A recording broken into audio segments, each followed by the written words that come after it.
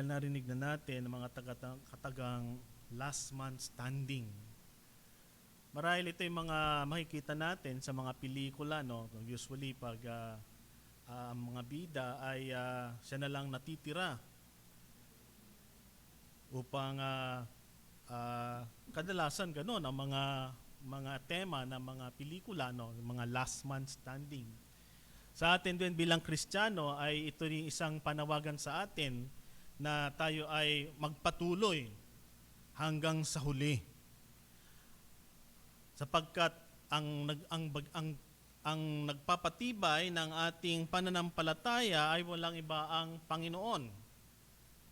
Isang panawagan that all are to stand firm. May kita natin mga nakaraang linggo ay tiningnan natin ang mga talata sa chapter 5 ng unang Pedro. Una ay ito'y panawagan sa mga mananampalataya na dumaraan ng pagsubok at si Pedro ay nagbibigay ng encouragement sa kanila at upang magpatuloy.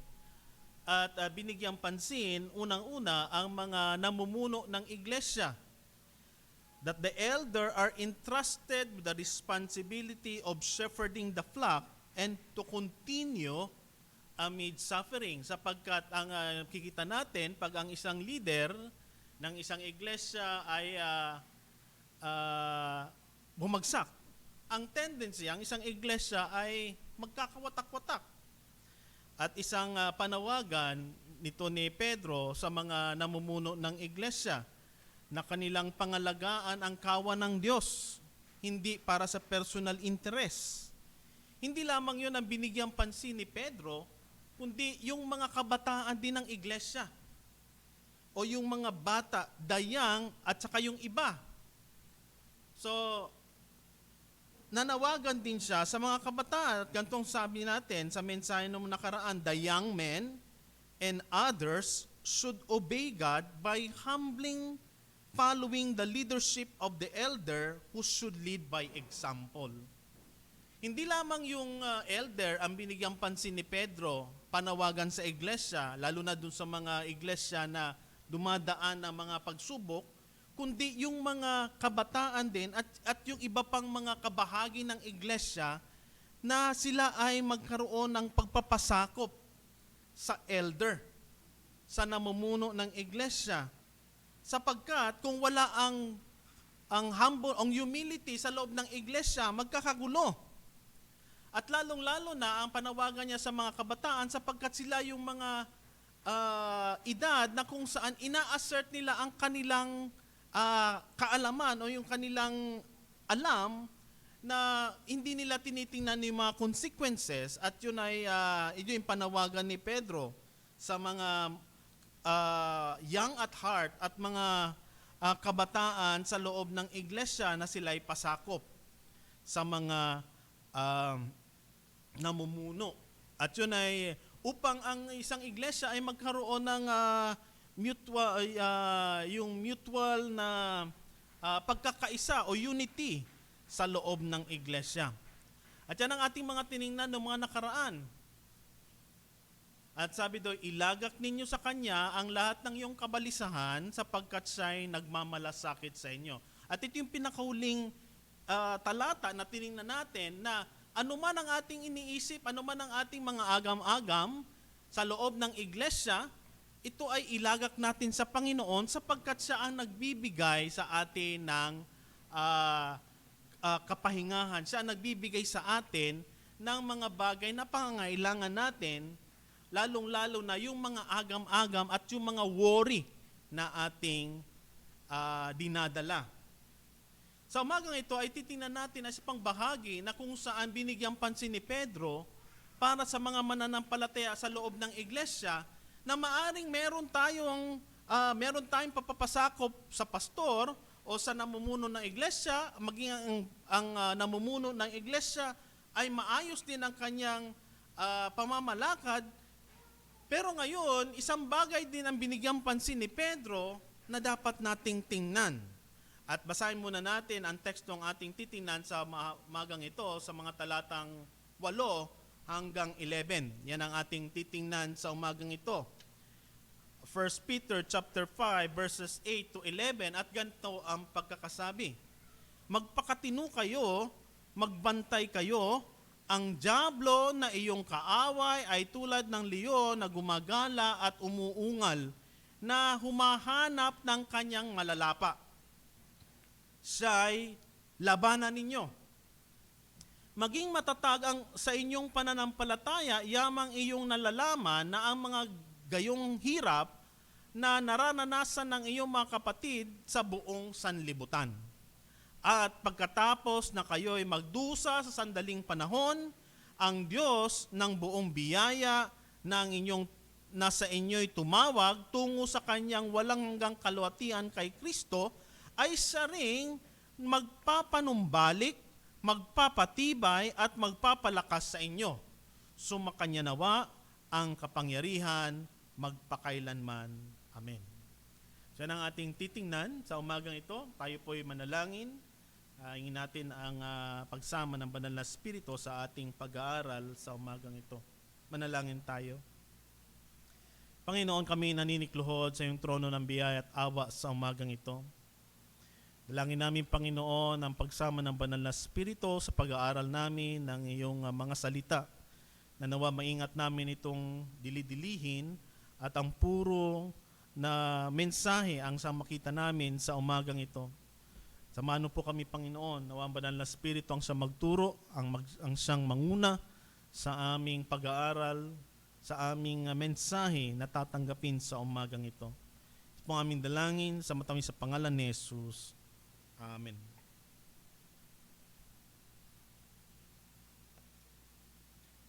Marahil isang bagay na makikita natin dito na sinasabi ni Pedro sa atin ay isang bagay na wag nating kaliligtaan, ang pagkilos ng dyablo sa loob ng iglesia.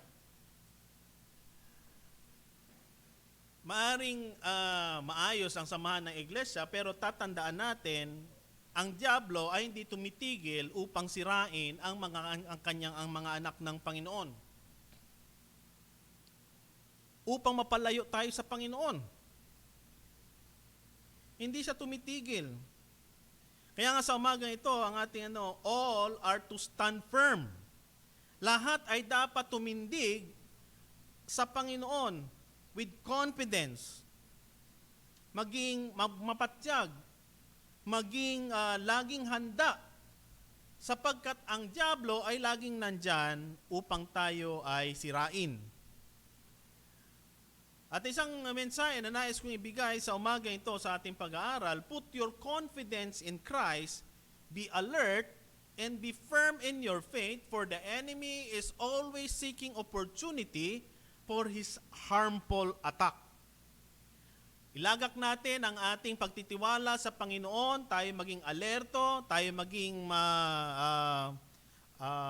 firm, matatag sa ating pananampalataya at lagi nating tingnan ang pagkilos ng dyablo na siya naghahanap ng mga oportunidad upang tayo ay wasakin. Yan ang ating mensahe na nais nating bigyang pansin dito. Dito makikita natin na hindi diniscredit ni Pedro na dapat nating alam din kung paano kumikilos ang dyablo sa loob ng ating iglesia, sa ating buhay. Kaya ang una makikita natin dito ang kanyang panawagan, be watchful. Pero sa Tagalog sabi dito, magpakatino kayo.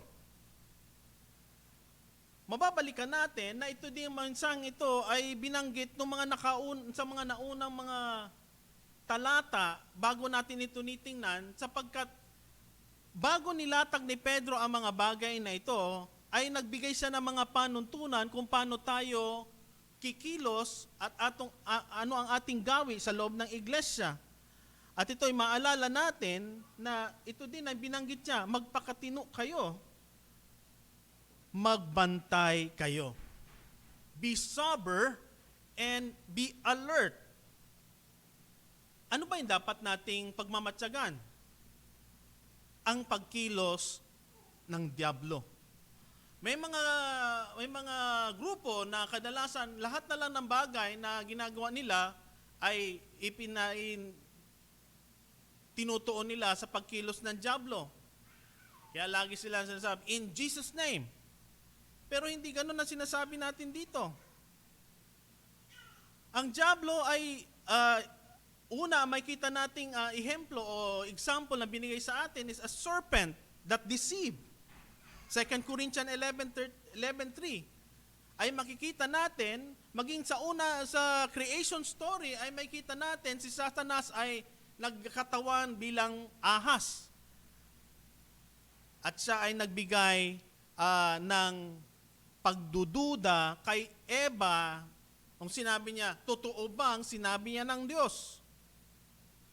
May kita natin yan ang kadalasang pamaraan ng dyablo sa atin kung paano tayo nauhok para sa kanya. Nagbibigay siya sa atin ng pagdududa because Satan is a deceiver.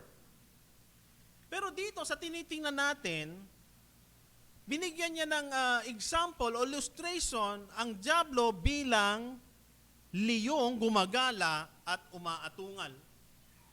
Pamakita natin, ang figure ng leon ay laging ina-associate sa Lion of Judah. Isang ehemplo, pero dito ginamit niya kay Satanas. Mari hindi natin masabi na mayroong koneksyon, pero ang binigyan lang dito, yung kanyang attitude na lagi siyang naghahanap ng masisila para mawasak. Because Satan is an adversary. Sa pag-aaral nga natin ng spiritual mindedness, may kita natin na kung ano ang ating iniisip sa Panginoon, ay dapat nating tingnan ito sapagkat ang dyablo ay laging nandyan upang magbigay ng mga doubt sa atin, lalong-lalo na sa kaanyuan ng Diyos. Marahil nabanggit ito ni Pedro sapagkat siya mismo ay naka-experiensya kung paano kumilos ang dyablo sa kanyang buhay. Kaya niya naisulat ito. Siya nagbigay ng mga suggestion sa Panginoon. Kung kaya sinabihan siya, get thee behind me, Satan.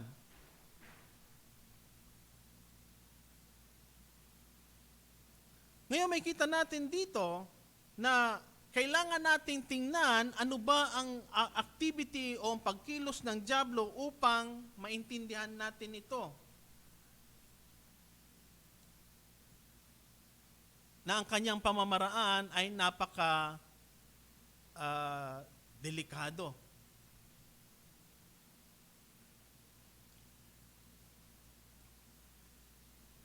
Si Satanas ang pinaka dangerous na kaaway.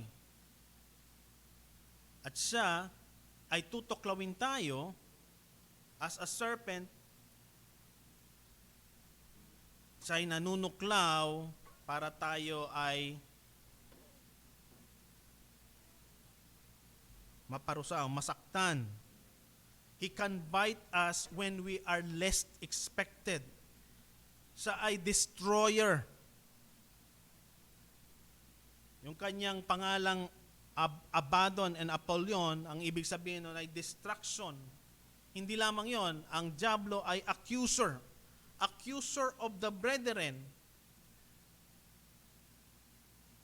At huwag nating i-underestimate sapagkat siya rin ay mayroong kapangyarihan, great power and intelligence. Kung kaya napamumunuan niya ang mga legion ng mga demonyo para i-assist siya para ang bawat anak ng Diyos ay kanyang maatake.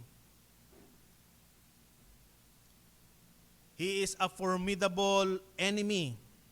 At wag natin basta-bastang we never joke about him or ignore him or underestimate yung kanyang ability. Kung kaya ang panawagan sa atin, sa verse 8, magpakatino kayo. Sa English, be sober.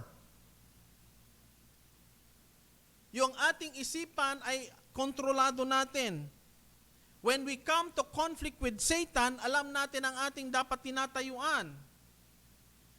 And as part of that being sober, wag nating i-blame kay Satanas yung mga bagay na sarili nating kagagawan. Merong mga grupo ng mga pananampalataya, no, yung mga kating pananampalataya na lahat na lang ay ina-attribute kay Satanas. Yung kanyang headache o yung mga bagay na nararamdaman niya bilang karamdaman niya ay ina-attribute sa kilos ng diablo. Yung mga na-experience niyang mga flat tire, halimbawa nagda-drive o sa traffic, i-attribute kay Satanas. O yung mga nagtataas sa mga bilihin, minsan may mga ganong mga attitude, yung ibang mga grupo, no? At yun ay, some people see the demon is behind of everything, kaya biniblame nila si Satanas. Totoo na ang diablo ay kaya niyang magbigay ng karamdaman at magbigay ng pain. Makita natin yan sa Book of Job. Pero wala tayong biblical authority for casting out demons para dun sa headache. The spirit of headache na gawa ng diablo ay kinakast out namin. Hindi ganyan. The point is, we have to recognize na si Satanas ay great pretender.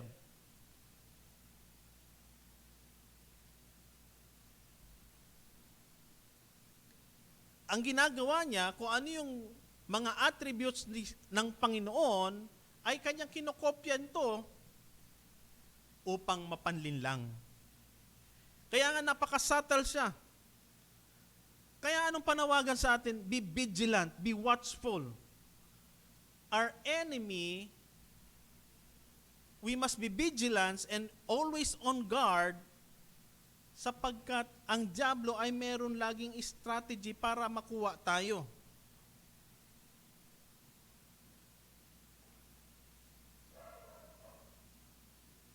We should be always on guard. His strategy is to counterfeit whatever God does. So dapat yung maliwanag sa atin. Kung may ginagawa ang Panginoon sa ating buhay, may gagawin din siya para i-hook tayo doon at mawala doon sa nais paggawa sa atin ng Panginoon. Kaya nga may mga pagkakataon na ang itong paraan ng Diyos na gagawin sa atin, ang diablo ay papasok din para isawata yon. Kaya napakahalaga na makita natin ang kanyang pagkilos. At yon ay dapat tayo ay maging sober. Meron tayong maayos ang ating kaisipan, maayos ang ating matino ang ating pagtingin ng mga bagay-bagay. Because Satan is always there to counterfeit what the Lord is doing in us. Ano ang ating solusyon doon? Dapat nating alam ang salita ng Diyos. We should know better the Word of God upang ang ating spiritual senses ay maging keen para ma-detect natin ang pagkilos ng diablo.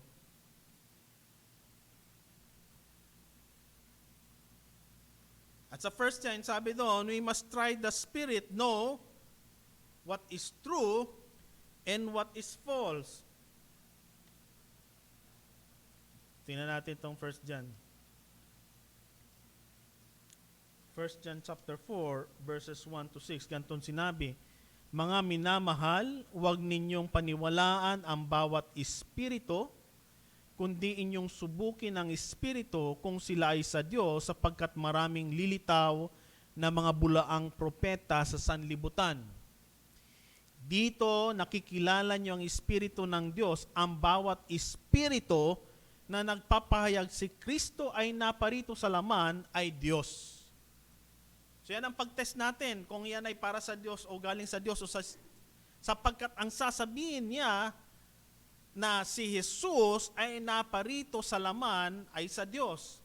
At ang bawat espiritong hindi pinapayag si Jesus ay hindi sa Diyos. Ito ang espiritu ng Antikristo na inyong narinig na darating ngayon na nasa sanlibutan na. By and by, pag-aaralan natin ng eschatology para maintindihan natin mga bagay na ito. Kayo'y sa Diyos, mga munting anak, at ang inyong daing at inyong dinaig sila sapagkat ang nasa inyo ay higit na dakila kaysa sanlibutan. Sila ay sanlibutan, kaya tungkol sa sanlibutan ang kanilang sinasabi at pinapakinggan sila ng sanlibutan. Kami ay sa Diyos at nakakilala sa Diyos ay nakikinig sa amin at hindi sa Diyos ay hindi kikinig sa amin. Dito ating makikilalang espiritu ng katotohanan at ang espiritu ng kamalian. Kaya napakahalaga sa atin na magbabad sa salita ng Panginoon sapagkat ito makakatulong sa atin para ma-decipher natin ito ba ay kilos ng diablo o ito ba ay para sa Panginoon. Makita natin dito na hindi initsapwera ni Pedro ang bagay na ito na para maintindihan natin. Sapagkat realidad, we have to recognize that Satan is also working. Lalong-lalo na sa iglesia, pag ang iglesia parang sumusulong, tatandaan natin, baka tayo ay ginagamit din ng diablo para sirain ito. Lalong-lalo na kung sa loob ng iglesia nagkakaroon ng kaguluhan, nagkakaroon ng mga iringan, o maging sa buhay natin, ang ating bang buhay ay namumuhay ba tayo na kalugod-lugod sa Panginoon? Nagigiba tayong isang testimony sa mga lugar na kung saan nilagay tayo ng Panginoon? Kung ang Diyos nangungusap sa atin na mga gagawin para sa atin o yung mga inuutos sa atin ng Panginoon o nilalagay sa ating puso na itong pwede nating gawin, ginagawa ba natin to? Ang isang pinaka-barometer dun yung araw-araw ba nating buhay, nababasa pa ba natin ang salita ng Panginoon? Kasi nakakatulong yun sa atin, sa ating paglakad ng pamumuhay Kristiyano. Ang mga mensahe natin naririnig pag linggo, hindi ito yung ating pagkain sa buong araw, sa buong linggo. May mga Kristiyano, kakain lang ng salita ng Panginoon pag linggo, pero sa araw-araw, hindi sila kumakain. Kaya ang kanilang kaluluwa ay payat. Kakain sila na isang 1 dish meal pag linggo sa mensahe. Hindi tayo mabubuhay nun. Kung paano tayo kumakain sa ating physical, sa araw-araw, ganun din ang ating kaluluwa ay kailangan natin pinapakain ng kanyang salita. The better we know the Word of God, the keener our spiritual senses will be in detecting the work of Satan.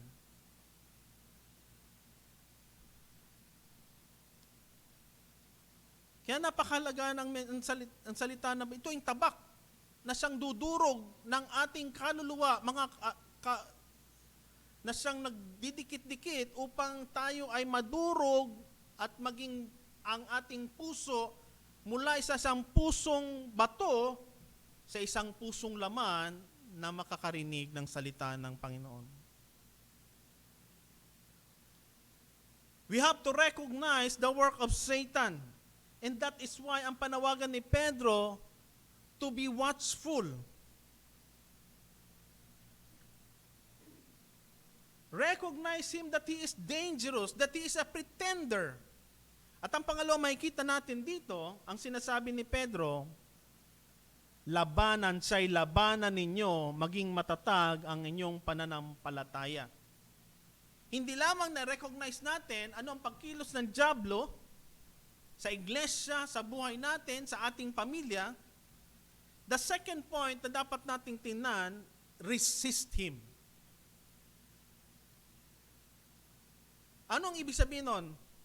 That we have to take our stand on the Word of God and refuse the working of Satan. Ephesians chapter 6, verses 10 to 13. Tingnan natin ang Ephesians chapter 6, verses 10 to 13. At ganitong sinasabi, sa kahuli-hulihan, patuloy kayong magpalakasan sa Panginoon at sa kapangyarihan ng kanyang lakas. isuot ninyo ang buong kasuotang pagdigma ng Diyos upang kayo'y makatagal laban sa mga pakana ng diablo. Sapagkat ang ating pakipaglaban ay hindi laban sa laman at dugo, kundi laban sa mga pinuno, laban sa mga kapangyarihan, laban sa mga kapangyarihang di nakikita na naghahari sa sanlibutan sa kadilimang ito, laban sa buong espiritual na kasamaan sa kalangitan. Kundi, take note of this, kunin ninyo ang buong balutin ng Diyos upang kayo'y makatagal sa araw ng masama, at kung magawa ninyo ito, ang lahat ng mga kung magawa ninyo ang lahat na ay tumayong matatag, to stand firm. So ang sinasabi sa atin dito, when we recognize the work of Satan, ang next natin is to resist him. Anong pinaka-weapon natin? The weapon that we can use is no other than the Word of God and prayer. Nabasa natin. Patuloy natin doon sa Ephesians chapter 6, makikita natin na sa verse 17 ay may sinabi siya, at taglayin ninyo ang helmet ng kaligtasan, ito yung armor of God, at ang tabak ng Espiritu, ang siyang salita ng Diyos. Manalangin kayo sa Espiritu sa lahat ng Panginoon at sa bawat panalangin at pagsamo, at sa bagay na ito ay maging handa na may buong pagtitiyaga at pagsusumamo para sa lahat ng mga banal. So binabanggit sa atin dito paano tayo magiging matatag sa mga kilos ng diablo. Ang salita ng Diyos at ang panalangin. Yun ang ating proteksyon. The complete armor of God. We have to resist him in faith. That is our faith in God.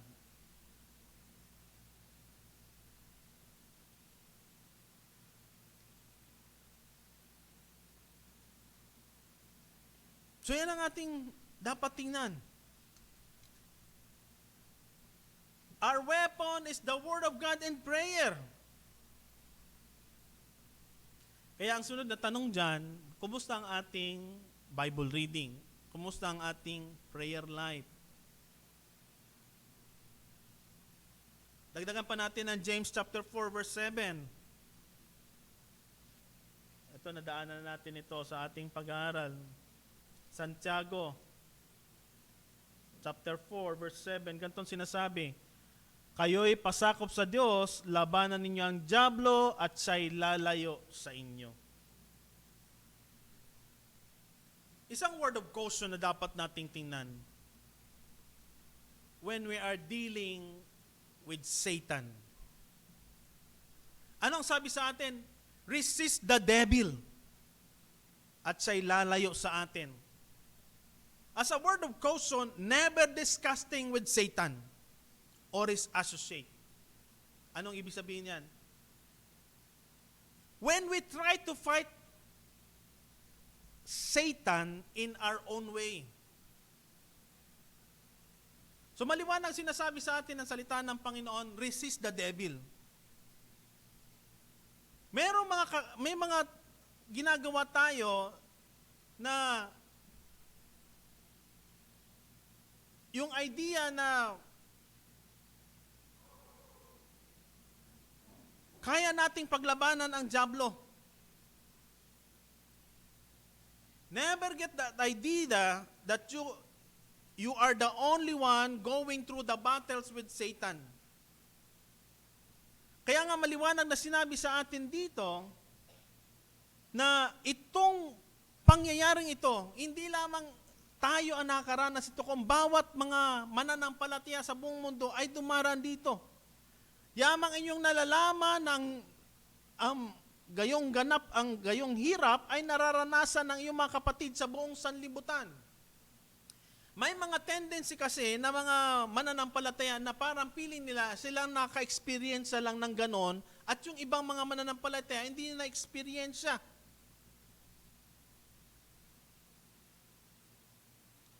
The idea that tayo lang, you are the only one experiencing that battle. Kaya sinabi sa atin dito, hindi lamang tayo, kundi lahat ng mga mananampalataya sa mundo ay nai-experience ito.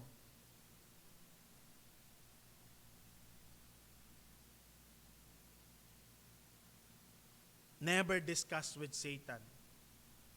Ay isang example makikita natin dyan, si Eva, no nasa sa paradise, sa Garden of Eden.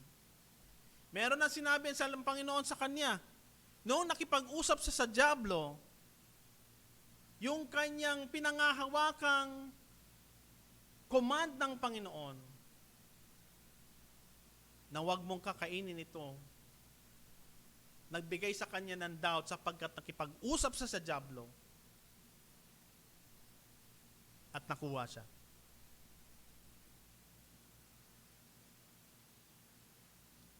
May time na may sa ating buhay, kung itong sinasabi ng Panginoon, naghahanap tayo ng workaround doon sa salita niya para tayo makagawa ng ganito.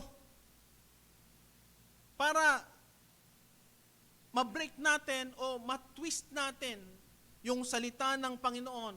Ay, hindi naman siguro, ganito siguro sinasabi niyan. The moment that we think ng mga bagay na yon, ang Diablo ay naglalagay na sa atin ng mga possibilities na pwede naman siguro to, hindi naman siguro alam ng Panginoon ito. Ako lang naman, isang beses lang naman na magdadala sa atin para mapalayo sa Panginoon. At si Pedro na-experience niya ito. No, ang Panginoon nandoon sa Gethsemane, ang instruction ng Panginoon sa inner circle kay Pedro na huwag silang matulog. Diba? Pray and tarry for the hour is coming. Anong ginawa nila? Natulog sila. They did not take the warning of the Lord seriously. At ano nang sumunod? Sa experience ni Pedro, nung ang Panginoon ay dinakip na, anong ginawa niya? Kumuha siya ng tabak, at tinagpas niya ang tenga ni Malchus. He did not recognize that is now the working of Satan, the adversary in the life of Peter, para i-inflate ang kanyang ego. Pride. Ano ba sinasabi na po? Watch and pray.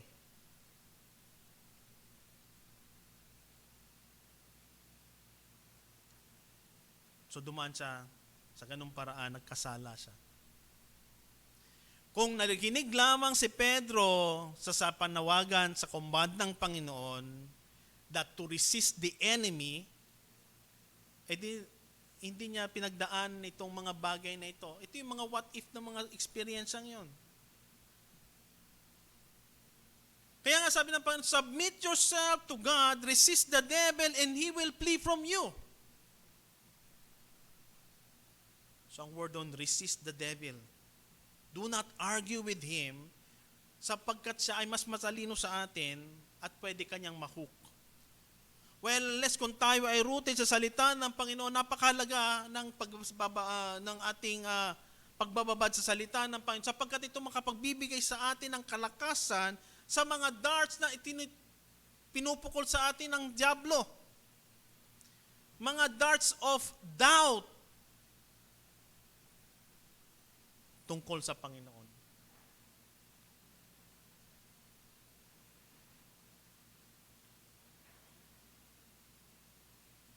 Kaya yan ang unang makikita natin yan, be watchful. At kasama doon, yung pagiging patino natin, pagbabantay sa pagkilos ng Diablo sa ating iglesia, sa ating buhay. Recognize him and resist him. Do not argue with him. Kayo ang sabi ng Panginoon. Siya'y labanan ninyo, maging matatag ang iyong pananampalataya. Resist him.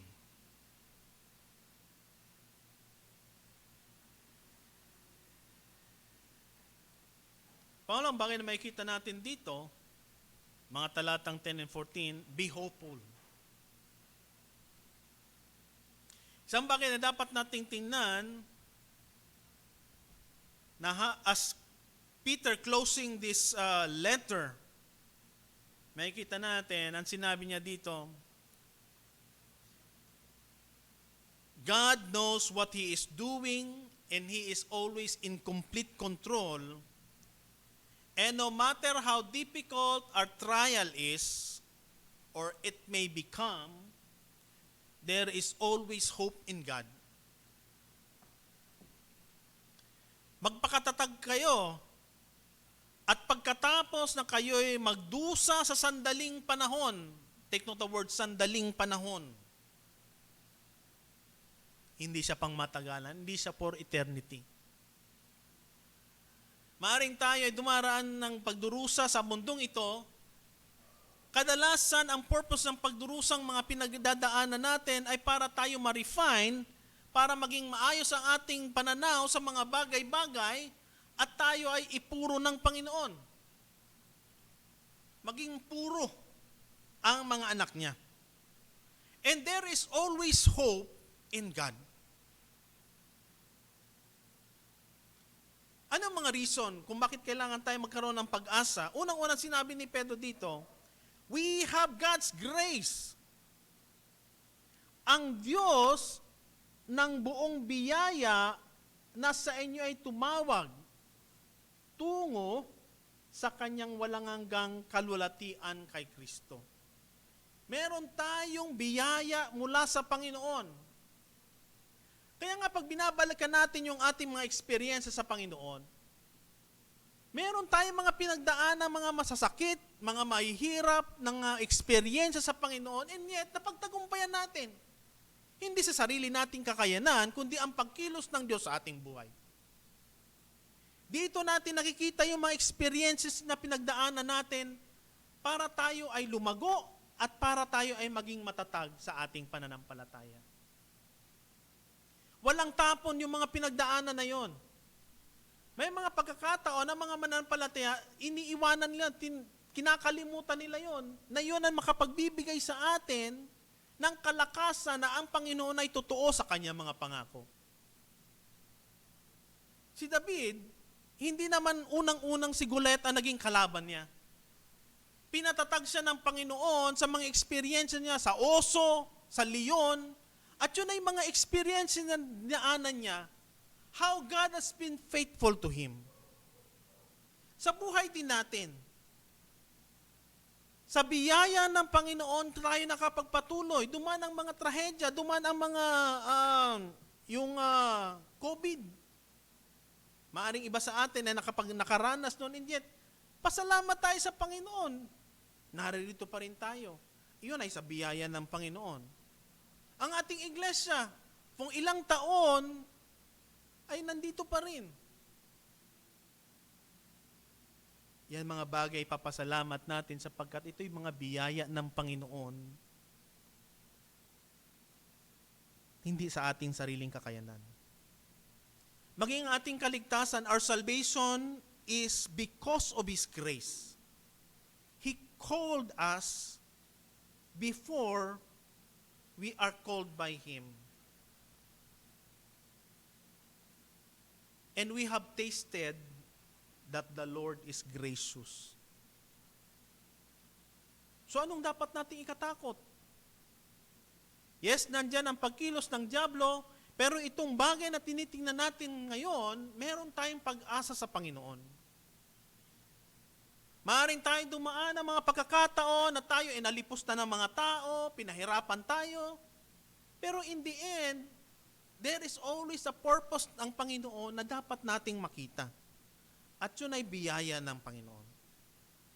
He gives us the grace that we need. Kaya nga, He is the God of all grace.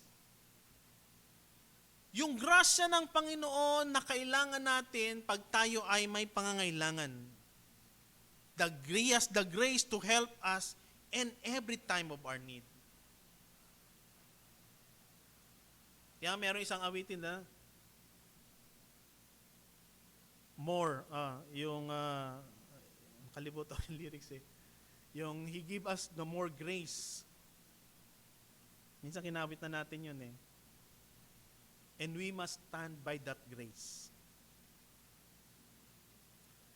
So yan isang bagay na makita natin kung bakit kailangan tayo magkaroon ng pag-asa. We have God's grace. At hindi lamang yan. Ang grasya na ito, ang siyang magbibigay sa atin that we know that we are going to glory. Na itong biyaya na ito tumatawag sa atin ay magdadala sa atin sa kalwalatian sa Panginoon. Why? Because this trial na tinadaanan natin is only for a short moment. Hindi naman yan for all eternity. Kaya nga, sa hindi mananampalataya, when they are experiencing trial, parang sinukluban na sila ng mundo. But for believers, when they are dumadaan sila sa suffering, they will always have the hope because God, si Jesus, ay napagtagumpayan ng mundong ito, siya ay nabuhay muli, kaya't meron tayong tagumpay na pinangahawakan. If we depend on the grace of God when we suffer, let that suffering be for the glory of God. Yes, ang daan ay mahirap, but when we are in Christ, it will lead for His glory. Maring mga kapatid, ngayon, dumadaan ng mga pagsubok, mga dumadaan ng pag-aalipusta, mga dumadaan ng mga mahirap na mga sitwasyon sa pamumuhay Kristiyano o sa iyong personal na buhay. Siyasatin mo ito. Tingnan mo ito. Itong mga bagay-bagay na ito, ano ang maidudulot nito sa akin? Ito bang pinagdadaanan ko, mag-glorify ba ang Panginoon dito sa experience kong ito? O ito ba ay nangyayari dahil ito ay sa ginawa kong kasalanan? Isang reflection din yun para tingnan natin na manumbalik tayo sa Panginoon. Sapagkat ang mga pinagdadaanan, it is just only for a moment. Hindi ito pang matagalan. Because our hope is in Christ. Our present suffering is only for a while. At yun na sinabi natin, maaring ito ay paraan para tayo hubugin ng Panginoon. Our trials to build up our Christian character, to make you perfect, to equip you, to adjust you. Parang isang net na butas na inaayos unti-unti para magamit uli, para mamalakaya ng mga tao para sa kanyang kaharian.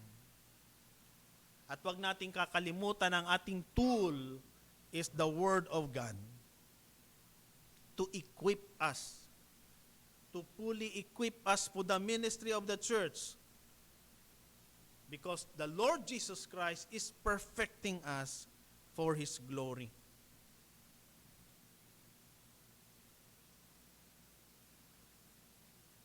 Sa English, mapaganda yung mga sunod-sunod na mga word to describe the kind of character that God wants for us.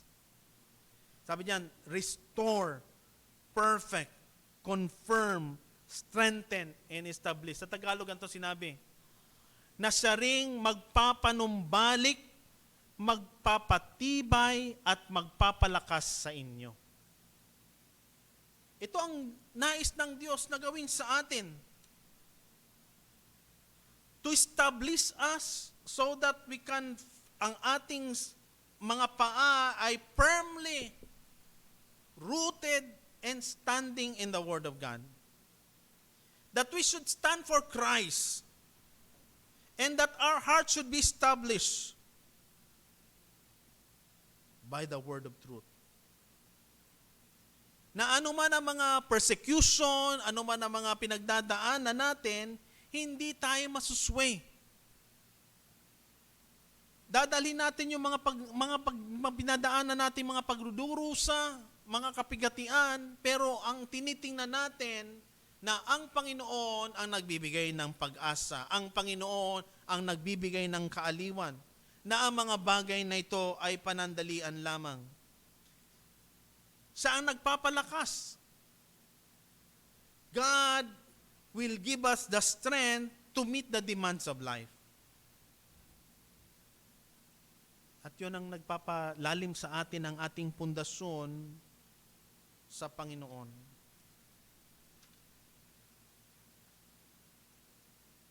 At ang panghuli, makikita natin yan, settled. That we can lay the foundation, parang isang bahay. Ang isang bahay, pag ang kanyang pundasyon ay mahina, kung ang bahay nakatayo sa isang buhangin, it will really fall. Pag dumating ang bagyo, makikita natin mga sitwasyon ganyan, di ba? Sa mga report, pag dumaraan na yung mga baha, yung bahay makikarried away kasi ang kanyang pundasyon ay mahina. As Christian, our foundation is Christ. We are building our heart, our house on a strong foundation, the rock that withstand every storm. Kaya nga, ang mga mananampalataya, pag sila nagkakaroon ng problema, when an unbeliever goes into suffering, yung pag-asa, hindi nila nakikita. Kaya mayroong mga tao na dumadaan ng depresyon ay kinikiti lang kanilang buhay kasi hindi nila nakikita na may pag-asa sa Panginoon. But for believers, maaring ang ating suffering mag-increase, but there is always hope. Tatandaan natin, God is building the character that brightens the hope, so that ang mga mananampalataya ay matutong magtiwala sa Diyos. Magtiwala sa biyaya ng Diyos na siyang nabibigay sa atin noon forever and ever.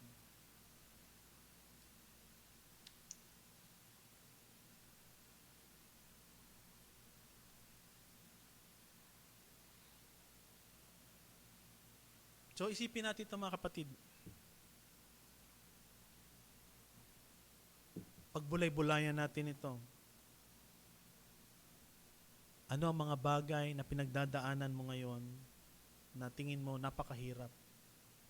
May pag-asa sa Panginoon.